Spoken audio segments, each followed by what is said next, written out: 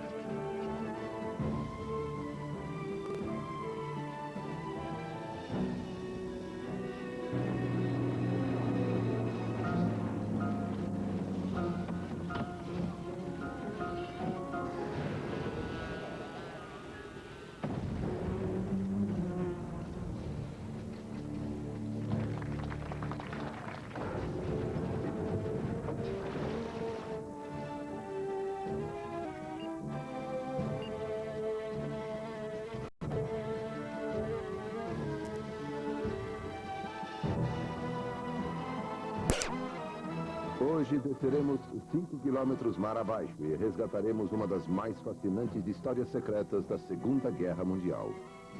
Procuramos um submarino cheio de tesouros, enviado para ajudar os nazistas a adiarem a derrota final. Juntem-se a nós na busca pelo submarino I-52.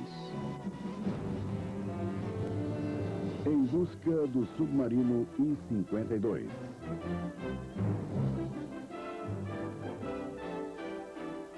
Um especial da National Geographic.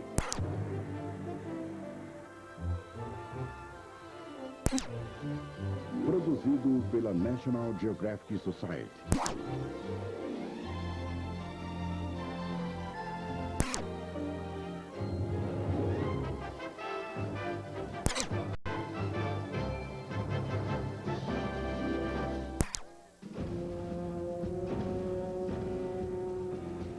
Adolf Hitler achava que a Alemanha nazista dominaria o mundo sozinha. Mas com a escalada da Segunda Guerra Mundial, a Alemanha precisou de aliados, e os diplomatas foram recebidos com um entusiasmo ensaiado em Berlim. Alemanha, Japão e Itália uniram-se para formarem as chamadas Potências do Eixo. Poucos aliados já tiveram ambições tão grandiosas, e poucos eram tão distantes. Todo o continente asiático e toda a União Soviética situavam-se entre alemães e japoneses. Os 6.000 quilômetros da ferrovia Transiberiana era a única ligação direta entre eles. O Japão estava em guerra com a China desde 1937 e ambicionava todo o sudeste da Ásia. O prêmio era matéria-prima, essencial para mais conquistas. Havia tungstênio e zinco, ópio para minimizar a dor dos soldados feridos e borracha para manter a continuidade da ofensiva do eixo. Por algum tempo, o material cruzou a neutra Rússia até a Alemanha. Então, numa atitude que chocou o mundo, a máquina de guerra de Hitler voltou-se contra os soviéticos.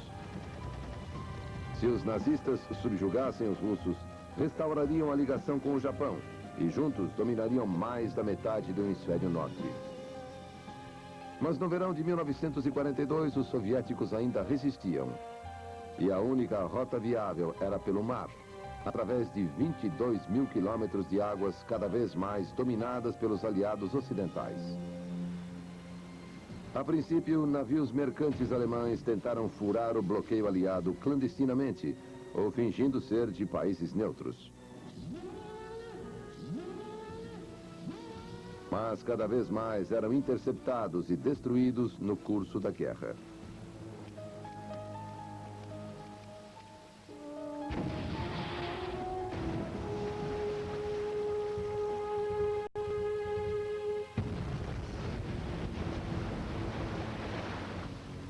As perdas cresceram tanto que eles desistiram de furar o bloqueio pela superfície.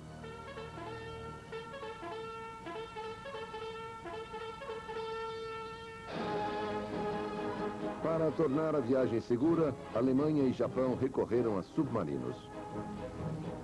Os japoneses se especializaram em enormes submarinos. Comparados aos U-boats alemães, eles eram gigantescos. 30 metros mais longos, 1000 toneladas mais pesados e com o dobro da tripulação. Alguns submarinos japoneses podiam fazer toda a viagem sem reabastecer.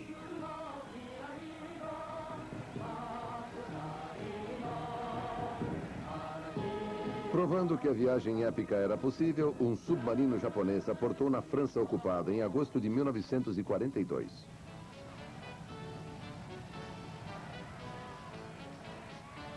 Ao som de uma banda, os marinheiros japoneses foram acolhidos como heróis. Foram recebidos por generais do alto escalão e grandes festas foram dadas em sua honra.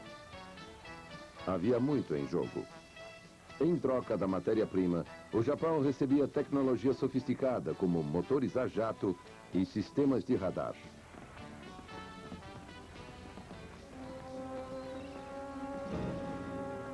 Em Berlim, o embaixador japonês Oshima Hiroshi fazia o possível para fortalecer a aliança do eixo. Ele era grande confidente de Hitler e conhecia os planos alemães em sua concepção.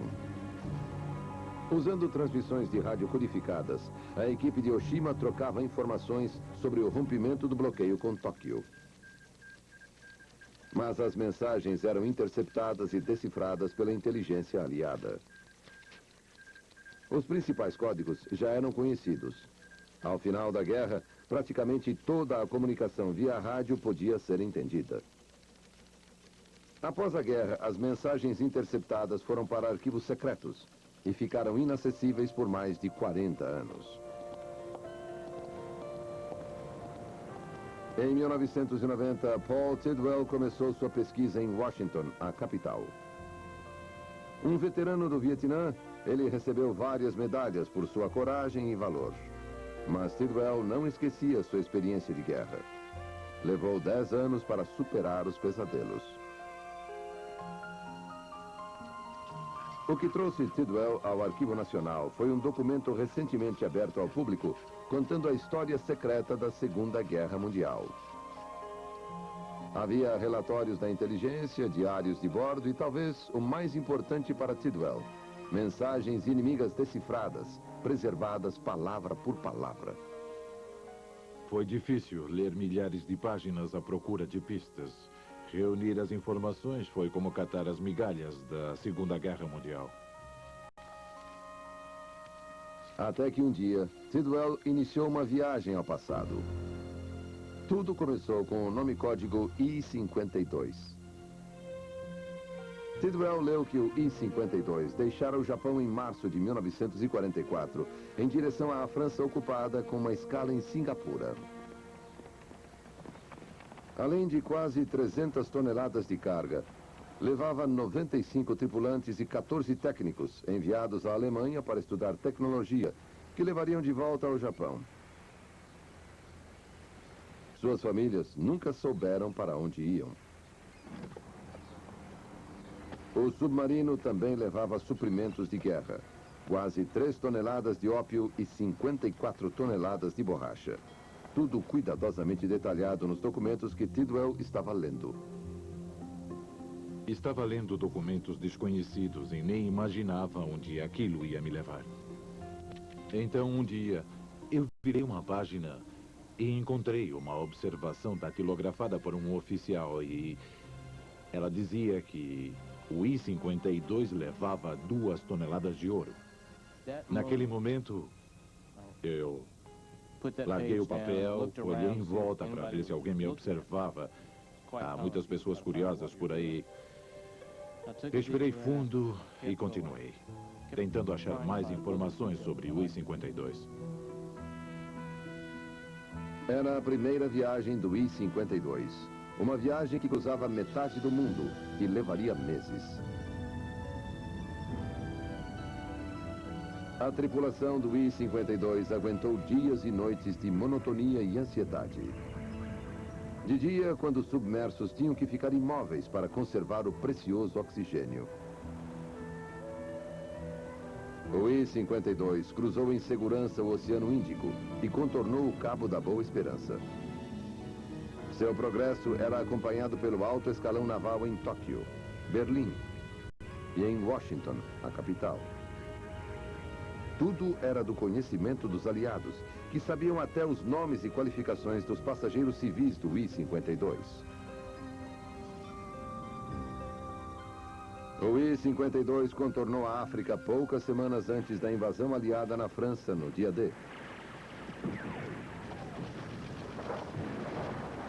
O tempo acabava para os nazistas, enquanto sofriam um ataque em grande escala nas praias da Normandia. A 240 quilômetros ao sudoeste, no porto francês ocupado de Lorraine, uma carga de suprimentos estratégicos de guerra aguardava o I-52. Havia unidades de radar, miras de bombardeio e possivelmente óxido de urânio para ser usado na pesquisa da bomba nuclear japonesa. O manifesto mostra 500 quilos de uma substância que não é identificada com exatidão. Em Washington, planejavam uma emboscada. Souberam que o I-52 iria se encontrar com o submarino alemão para pegar um piloto e equipamentos de radar.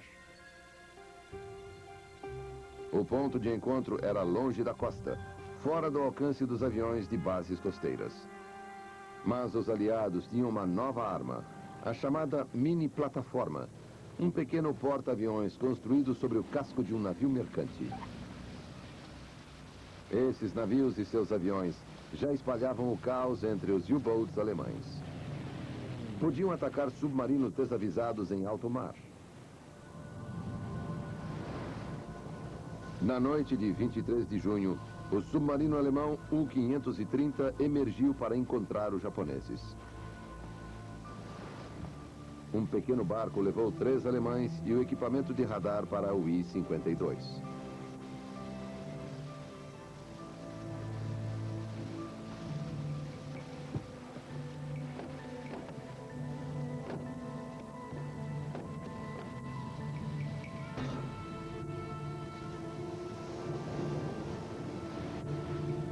Os 2 submarinos partiram. O I-52 continuou na superfície. 1 hora depois, foi atacado por aviões do USS Vogue e afundado perto da latitude 40 norte, longitude 15 oeste. Naufragou com seus 112 homens, quase 200 toneladas de carga e 2 toneladas de ouro. Você está assistindo o National Geographic. Abril 1995. Tidwell aluga um ex-barco oceanográfico soviético e navega para o ponto no meio do Atlântico, onde acredita-se que o I-52 naufragou. Seguros por um cabo, sonares de escaneamento lateral revelam o fundo do oceano 5 quilômetros abaixo. Por quase 2 semanas, esse levantamento detalhado continua dia e noite, sem achar traços do I-52. Eu fiquei acordado, emendando os 2 turnos, dormindo muito pouco. Nunca passei por tanto nervoso na minha vida. Às vezes a gente pensa, puxa, o que eu estou fazendo aqui no meio do nada procurando o I-52? Há várias incógnitas. O que sobrou do I-52 depois de tanto tempo? Como ele aparecerá no sonar? Já cobrimos estas áreas até agora, certo? Finalmente, no fim do prazo, a equipe de especialistas de Tidwell recomenda estender a busca a uma outra área. A análise do computador coloca o I-52 a 16 quilômetros da localização original. Para Tidwell, será a última chance. Temos certeza de que o submarino não está nesses 140 quilômetros quadrados que nós pesquisamos.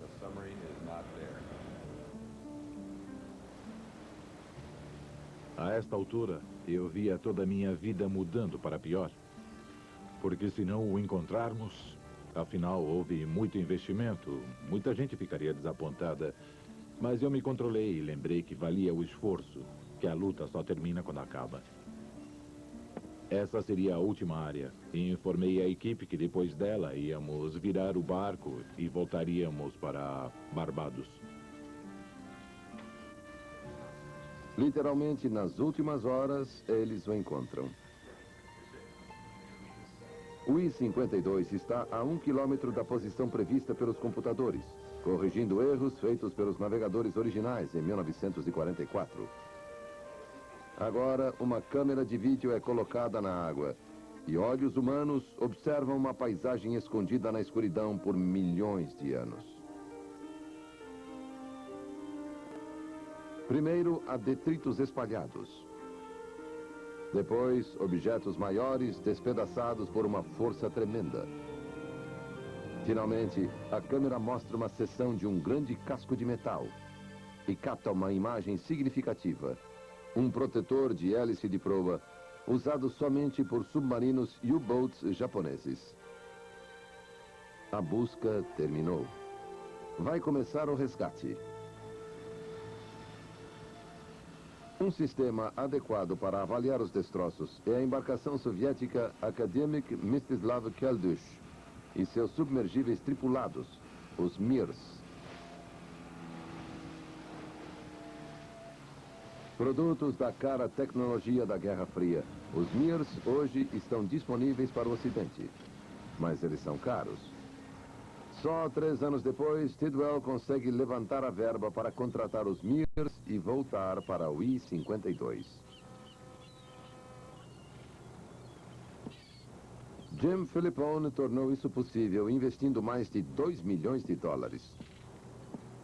Um advogado de Rochester, Nova York, Philippone chegou a um acordo instável com Tidwell.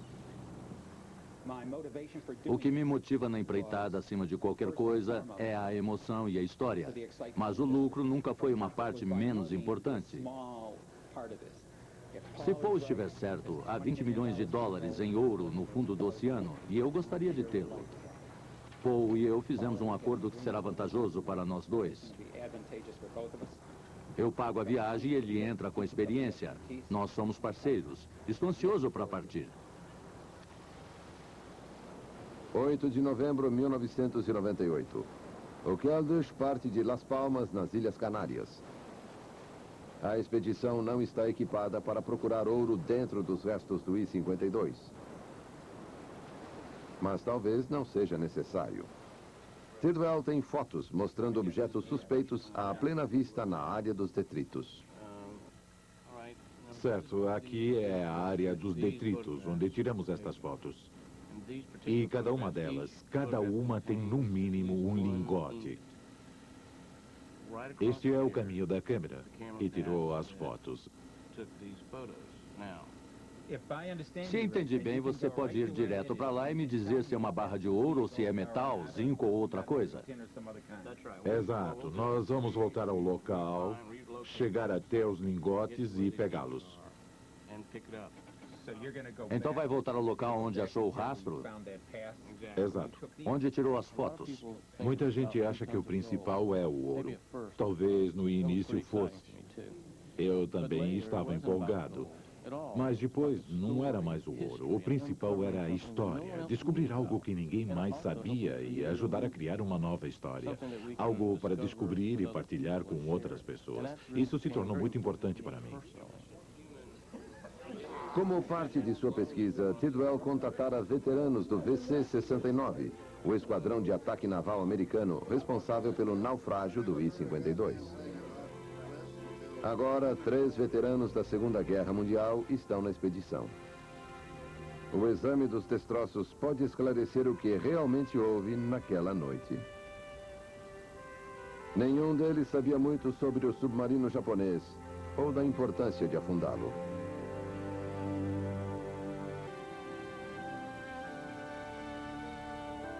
20 de novembro. Finalmente chegam a seu destino. Um ponto isolado no Oceano Atlântico a 2.500 quilômetros do oeste da África. Bem, nós chegamos finalmente. Faltam 5 quilômetros, direto para baixo. Os veteranos da Marinha Americana não imaginavam voltar a este campo de batalha marítimo de novo.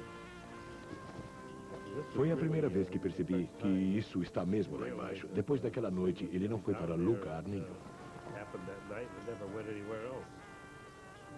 Estar aqui me fez lembrar dos meus colegas de porta-aviões.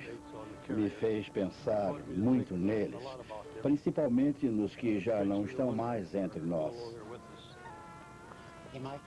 Se estou feliz por ter vindo, eu não perderia isso por nada no mundo. É a maior coisa que me aconteceu desde a guerra. E muita coisa aconteceu, mas isso é fantástico.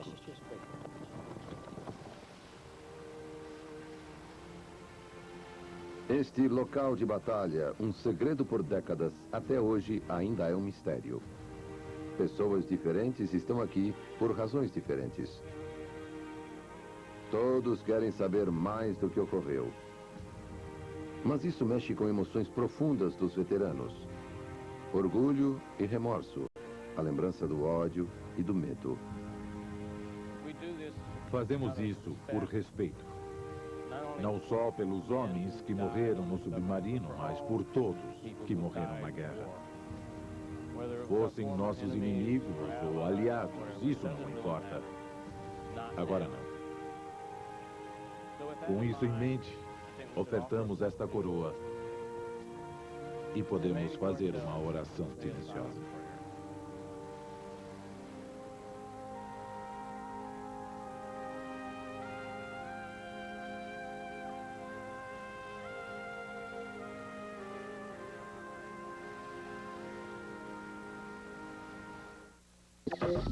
Você está assistindo o National Geographic Channel. Você se atreveria a deixar o conforto de sua poltrona favorita e entrar por uma hora na onda do melhor que a televisão tem para oferecer hoje? É preciso coragem para se deixar arrastar numa viagem que te deixará sem fôlego. Sangue frio para mergulhar no mar infestado de perigosos predadores. E rapidez de reflexos para transformar-se num caçador implacável. Se você se atrever a nos seguir, prometemos que será capaz de voar, de correr, de subir e até de se apaixonar. Mas lembre-se, te avisamos que se nos acompanhar, não haverá antídoto no mundo capaz de impedir que se transforme num fanático pelo National Geographic apresenta 365 dias do ano, às 9 da noite, no National Geographic Channel. Na segunda-feira, é melhor ter a bermuda pronta e a mala também, pois com o National Geographic Channel, você não vai parar de viajar. Pulso da Terra, dando a volta ao planeta, sem desperdiçar seus recursos naturais. $100 e um táxi, para você curtir um ruidoso engarrafamento em Havana, Istambul ou Bangkok. Encher os pulmões com uma fumaça totalmente diferente. Desafio contra o tempo. Uma caçada ao tesouro nos lugares mais incríveis do planeta. E 5 casamentos e alguns funerais para você se transformar no convidado de honra dos casamentos do mundo. Segunda-feira é o dia de romper todas as fronteiras, aprender todos os idiomas e transformar-se num cidadão do mundo com Segunda na Estrada, das 10 à meia-noite no National Geographic Channel.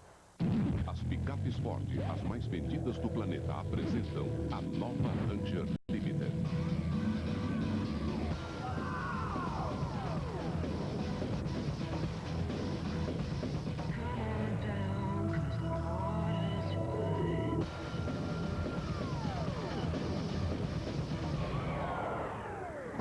E aí? Demais! Agora é minha vez. Nova Ranger Limited. A aventura está no nosso sangue.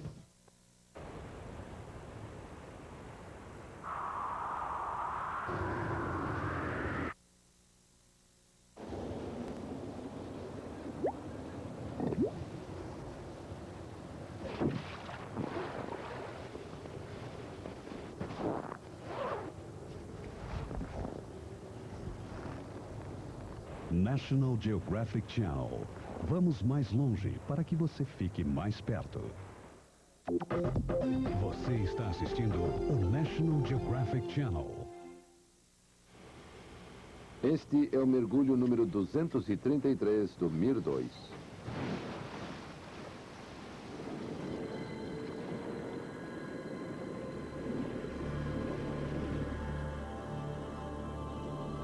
Os Mirs levarão 4 horas para descer 5 quilômetros. Para conservar energia, eles vão caindo lentamente no abismo.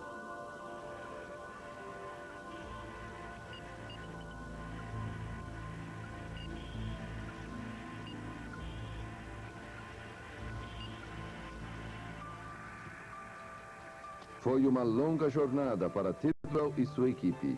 E agora, essas horas parecem sem fim.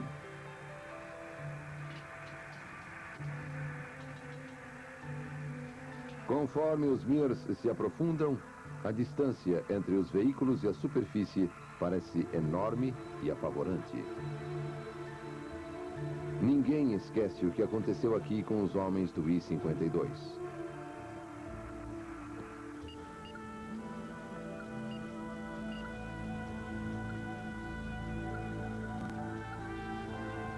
Mais do que tudo, foi a tenacidade que trouxe Paul Tidwell até aqui. Sem confiar totalmente em ninguém, ele enfrentou um labirinto legal, financeiro e tecnológico para chegar a este momento tenso e solitário, quilômetros sob o mar. Após 5.000 metros, está quase gelado. O fundo do mar deve aparecer logo.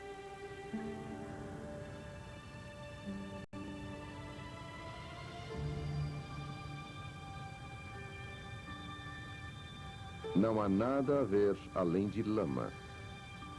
E então, incrivelmente, alguns pequenos peixes.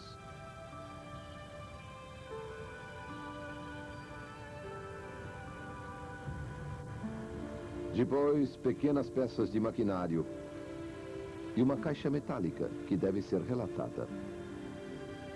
Diga o que está vendo. Não chegamos no I-52 ainda. Estamos na área de detritos. Mas vemos caixas espalhadas e talvez precisemos abri-las agora. Está bem, faça isso, ótimo. O manifesto do I-52 lista 146 barras de ouro guardadas em caixas metálicas. Uma avaliação melhor será feita ao voltarem à superfície. Eles continuam em direção ao I-52.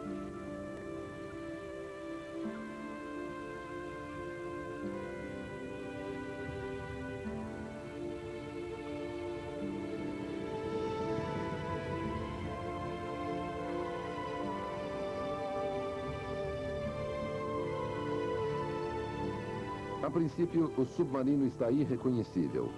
Sua proa foi rasgada, revelando um emaranhado de cabos e fios. A seguir, o convés superior. Boa parte do piso de madeira ainda existe. Outro grande golpe no casco à frente da torre de comando. E uma escotilha aberta e intacta. Para Tidwell, envolvido há anos na história do I-52, os destroços estão cheios de fantasmas.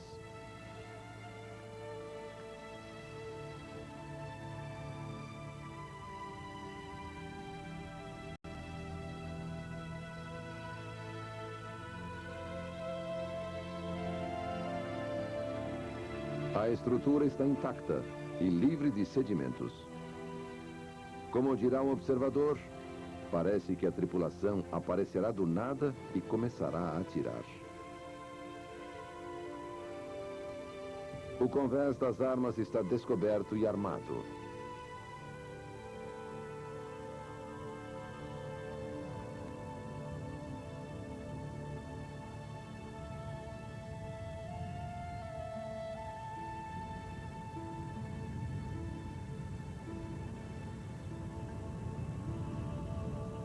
Em direção à popa, há danos maiores. Um grande impacto abriu o casco pressurizado, enviando a embarcação e seus 112 passageiros e tripulantes para as profundezas.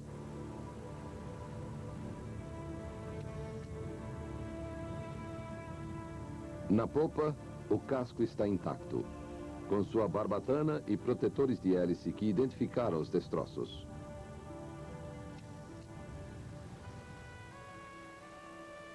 Quilômetros acima, os marinheiros veteranos irão comparar os destroços com suas lembranças. Fomos para lá 2 dias antes do ataque. Voamos dia e noite sem parar. Não tivemos nenhum contato até a noite do dia 23, quando enviaram 4 aviões por volta de 9 da noite. Os pilotos estavam cansados. Estavam no mar há 7 semanas. O primeiro a sair foi o tenente Jesse Taylor, comandante do Esquadrão 69.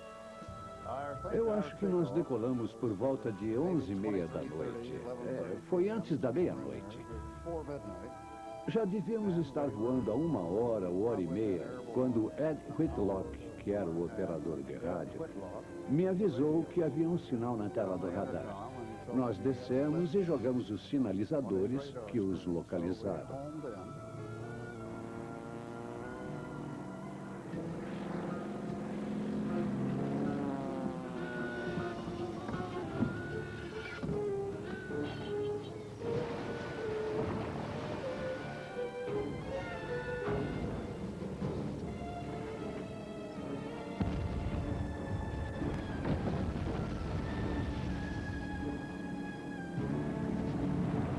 Duas cargas de profundidade explodiram à frente da torre enquanto o I-52 mergulhava.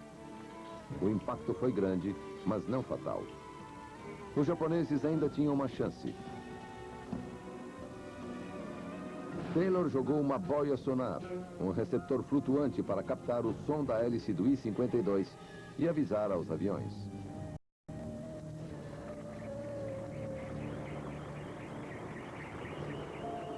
Sons da batalha foram captados por um gravador da época. O gravador e o torpedo acústico que Taylor jogou em seguida eram armas americanas novas. Em busca de tecnologia, os técnicos do I-52 tornaram-se suas vítimas.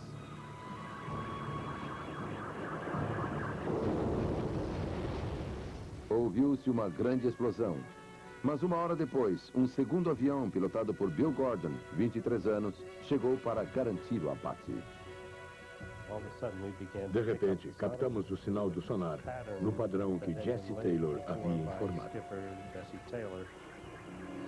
Então, depois de 1 hora tentando resolver o que íamos fazer, eu disse que era melhor jogar o torpedo acústico que sintoniza a cadência da hélice do submarino. E nós o acharíamos. Em 21 minutos, ouvimos um grande ruído no nosso fone em todas as estações. O barulho durou 58 segundos. E então eu disse, nós pegamos aquele desgraçado.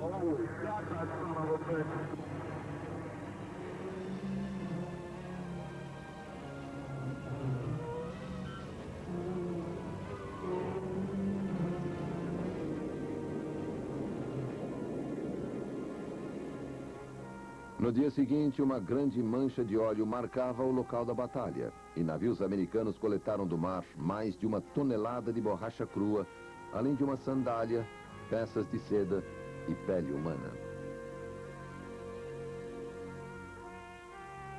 Gordon e Taylor receberam a medalha Flying Cross.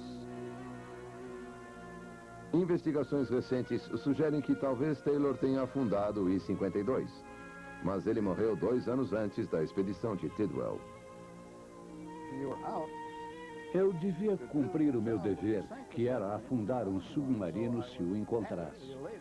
Então fiquei muito contente por ter feito o ataque. Quanto a me arrepender por ter matado 112 pessoas, eu não me arrependo. Se não os pegássemos, eles nos pegariam.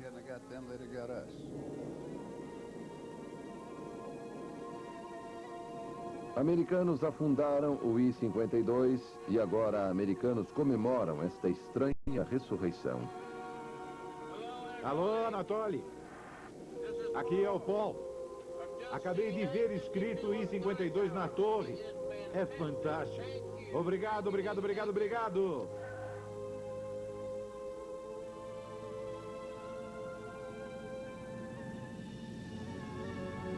Trabalhando juntos, os dois Mears podem iluminar e fotografar o I-52 com mais eficácia do que um único submergível. Na torre de comando encontram um aparato de radar afunilado, projetado para detectar navios na superfície. Ele não pôde salvar o I-52. Um exame apurado mostra detalhes fascinantes, como canhões ainda carregados, mas emudecidos por delicadas anêmonas do mar.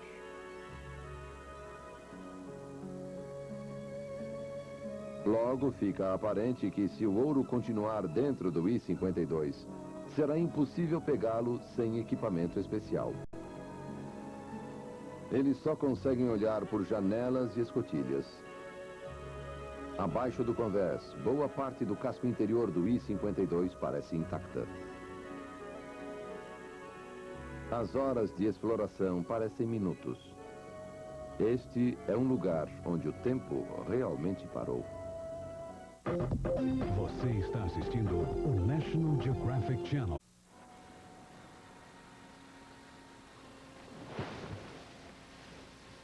São necessárias mais 4 horas para chegar à superfície, e só um grupo de insones está a postos para receber os exploradores do I-52.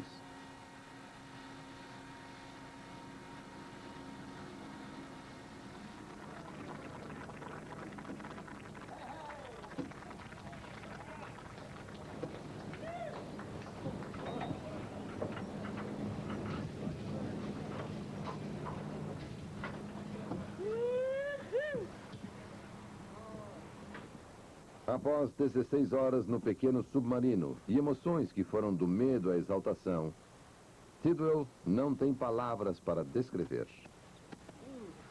Vocês tinham que ver. É inacreditável. O mar estava meio bravo. Balançou um pouco. Foi ótimo. Foi bom mesmo? Você nem pode imaginar. Está cansado? Não, eu estou bem. Anatoly disse não. Paco disse que o Anatoly chegou bem perto. Conseguiu a foto? Foi bem sobre uma das laterais. Não dá para não sentir agora a tragédia que aconteceu. Você está dentro desse barco imenso, mas muito grande mesmo. E quando se vê o interior por uma das janelas, dá para saber onde as pessoas devem ter vivido e transitado, entrando e saindo. A lateral toda sumiu. Não toda, mas uma boa porção dela foi dilacerada. Agora, a caixa metálica será tirada daqui e aberta em particular pelos guardas de segurança de Tidwell. Ele depois informou que a caixa continha ópio, mas o sigilo inexplicável deixa todos intrigados e aborrecidos.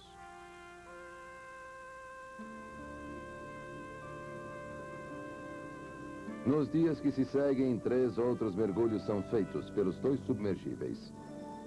Uma maior área de detritos é analisada e mapeada. Mas o sistema de localização sonar que permite a navegação precisa nem sempre está funcionando.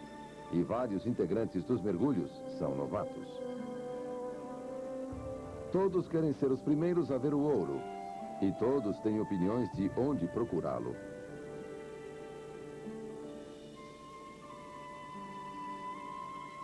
Barras de zinco lotam o fundo. Várias vezes a esperança surge e é combatida por um exame detalhado. Como se previa, os restos humanos já se desintegraram. Mas as provas do destino trágico do I-52 estão por toda parte, como as entranhas de um monstro marinho há muito morto.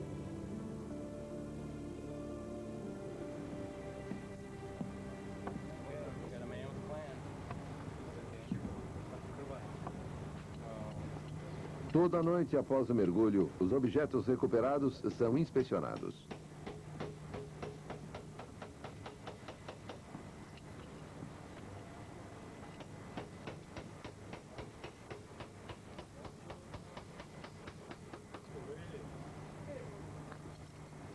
Várias caixas metálicas são abertas.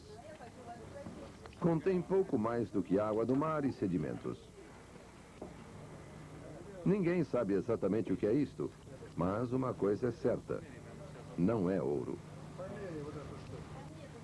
A $25 mil o mergulho, Philipone está ficando nervoso.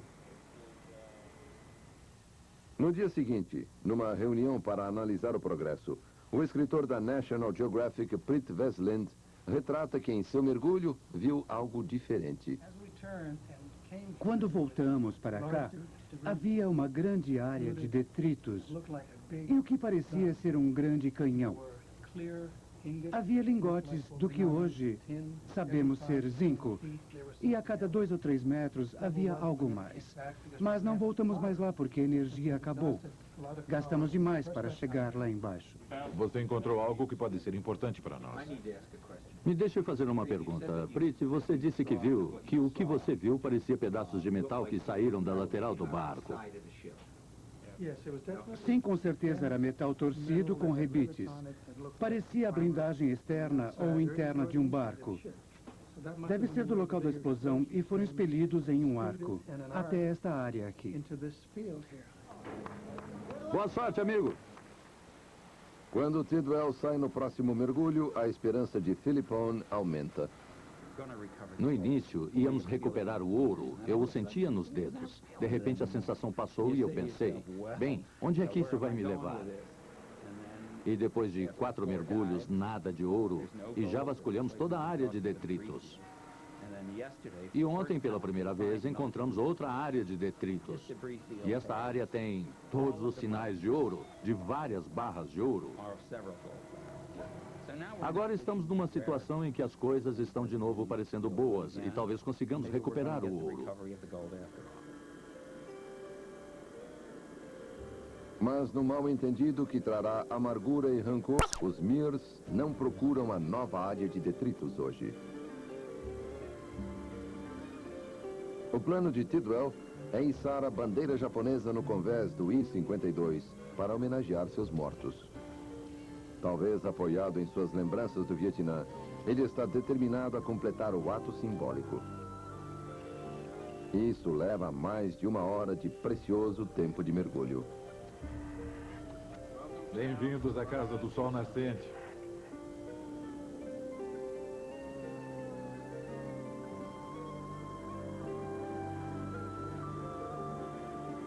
Mas enquanto trabalhavam no convés do I-52, os Mears fazem uma descoberta emocionante. Abaixo do convés, há uma camada sólida de lingotes de metal. Ela era parte da carga molhada do I-52, colocada por fora para aumentar a capacidade de carga. Sob a água, eles brilham sedutoramente. Mas os lingotes são de zinco e não de ouro.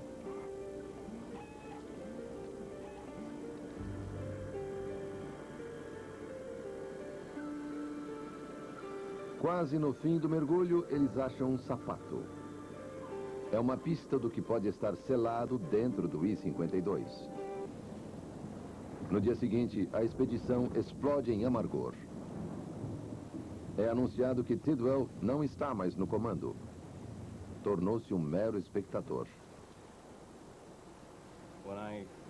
Quando subi do 5º mergulho, com notícias que achei que seriam ótimas, eu fui atingido no rosto. O patrocinador do projeto puxou o meu tapete. Disse, eu comandarei o próximo mergulho. Eu vou colocar lá quem eu quiser. E eles vão aonde eu mandar eles irem. Quando eu tentei dar mais informações, ele descartou totalmente. 100%. Não quis nem ouvir. Ele ia se encarregar do 6º mergulho e talvez do 7º. Estava zangado por não termos pesquisado aquele local específico do lado sudeste. O que não foi planejado para esta descida nunca. Paul e eu temos coisas para acertar que não são agradáveis. Nós tivemos que fazer uns ajustes, mas o problema entre nós é pessoal. Ele não está feliz comigo e eu não estou feliz com ele, mas nós teremos que resolver isso juntos. Philippon passa o próximo mergulho para o coordenador de projeto da expedição, Guy Zayongs, e seu sobrinho, August. Eles estão empolgados, mas será sua primeira vez num submergível. Guy e August recebem instruções claras. Nada de passeios ou souvenirs. Torna-se cada vez mais evidente que o ouro continua guardado em algum lugar no interior do I-52.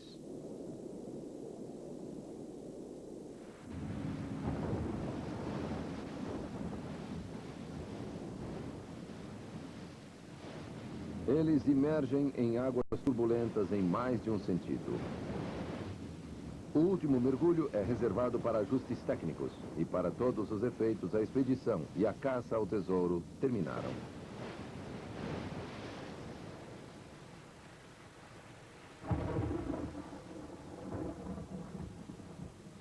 Bem-vindo de volta, Anatoly. Nada de ouro. O que você disse? Nada de ouro. Não há área de detritos. Fomos até o limite, passamos o aparelho por toda parte. Fizemos cortes diagonais, deixamos o Gênia maluco. Dizíamos, vai por aqui, agora vai por aqui. E ele dizia, nada de detritos. Mas nós tínhamos que verificar, mandamos ele continuar, sabe?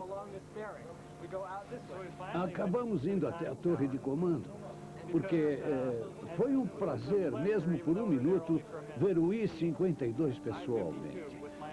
Ver a bandeira que o Paul colocou lá foi maravilhoso. Jim Philippone terminou com uma dívida de Paul Tidwell de $2 milhões e o que ele sempre disse que mais queria. Foi uma grande aventura. Conheci pessoas fantásticas, vi um grande trabalho sendo feito. Foi uma área nova para mim. Passei a vida num escritório de advocacia e nunca vi algo assim. É uma aventura da qual me lembrarei o resto da vida. Vou tentar conseguir fotos e filmes de todos que estiveram aqui e montar uma parede no escritório de casa, chamá-la Mural do I-52 e relembrar isso pelo resto da minha velhice.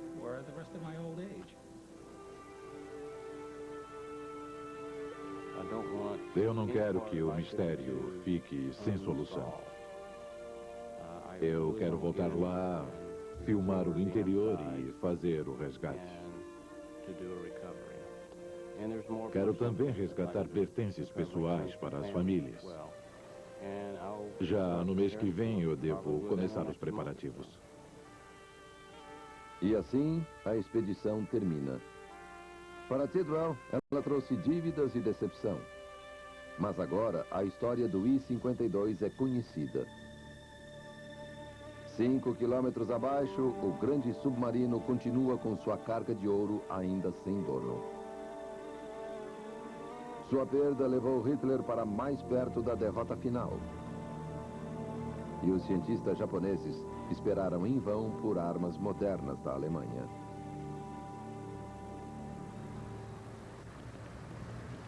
Fevereiro de 1999. Paul Tidwell visita o Japão 2 meses após o fim da expedição. Procura investidores de novo, mas aproveita para visitar as famílias dos homens que morreram no I-52. No Japão, durante a guerra, o que aconteceu aos passageiros do I-52 foi mantido sob um véu de sigilo. As famílias têm pouca noção do seu destino. Hoje, Tidwell ajuda a esclarecer boa parte do mistério. A história completa é trágica e dolorosa, mas pelo menos traz uma sensação de finalização e paz. Em Kure, lar dos submarinos japoneses do passado e do presente, os Tidwells visitam o monumento aos tripulantes de submarino da Segunda Guerra Mundial. Gostaria de lhes dar isto. Tidwell oferece o presente mais pessoal que pode. Uma evidência muda dos 112 marinheiros e passageiros do I-52.